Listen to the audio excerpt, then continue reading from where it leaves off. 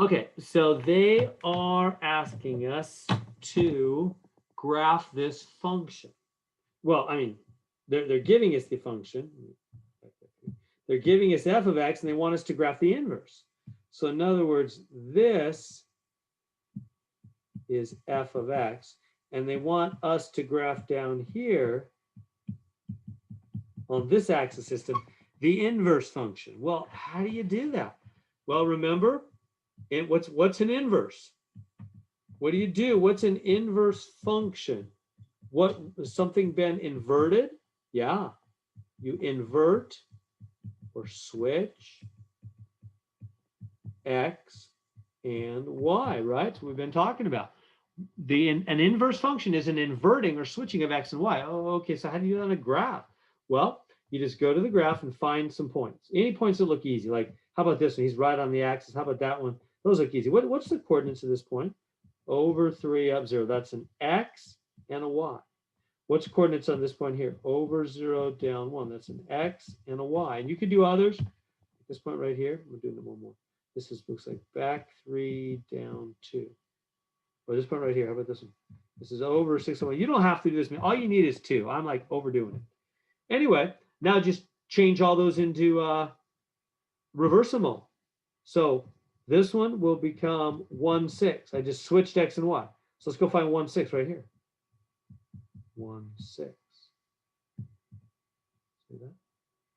Over 1, right? From the origin, over 1 up 6. Okay. How about 3 0? Well, 0 3. It's right here. Over 0 up 3. Okay, how about 0 negative 1? Well, back 1 up 0 right here. 0 negative 1. Right? And then this one, switch it back to down 3 right here. Back to down 3. Swap it. That's overkill. What are we going to do? Connect the dots. Connect the dots. Let me do it.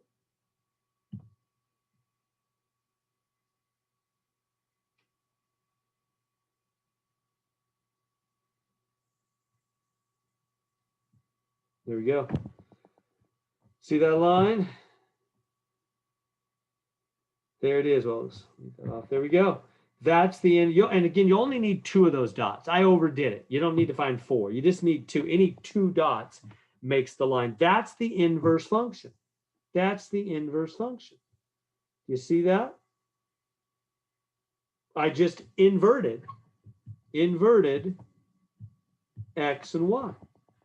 Because that's what an inverse function is an inverting of x and y. So I just took each of these x, y points and just swapped their order. And then connected the dots and got a line. Let me put them on the same graph. In fact, let me take this red one down. I want to put them on the same graph and show you something. Show you something nice. Let me get rid of these out of the way. I'm clogging everything up. Okay, so let me grab those rows. I'm going to put these just as they are. Back 3 down 2. It's right there. Right. That's literally that point. And over 0 down 1 right there. And over 3 to 0 right there. And over 6 up 1 right there. And I'm going to connect these guys.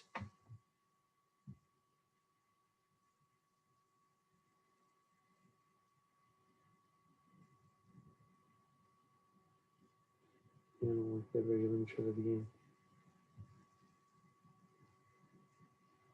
There we go. All right. What do you notice about those 2? So I put the original. This is the original function f of x. And the blue one here, or the purple one, I guess it is purple. This is f inverse of x, right? F inverse, right? Inverted x's and y's, okay? Notice, what do you notice? Do you notice anything interesting? They are a reflection. If I go like this and I put a dotted line right through the diagonal, right through the origin, right through the diagonal, do you see how those 2 lines are mirror images? This is the diagonal. Do you see how the function and his inverse are mirror images across the diagonal line. What diagonal line is that? That's the diagonal line y equals x, because all the points on that line, the y value equals the x value. Like this is the point 1, 1, this is 2, 2, this is 3, 3, etc. All those points, the x, this is the y equals x diagonal line right through the middle of quadrants 1 and 3. Well, that's how it always works with functions and their inverses. The inverse function graphically is a mere reflection across the diagonal line y equals x. That's what it always is. How did we get that? We just reversed the coordinates for each of those points. So there's the graph of an inverse function and what it looks like.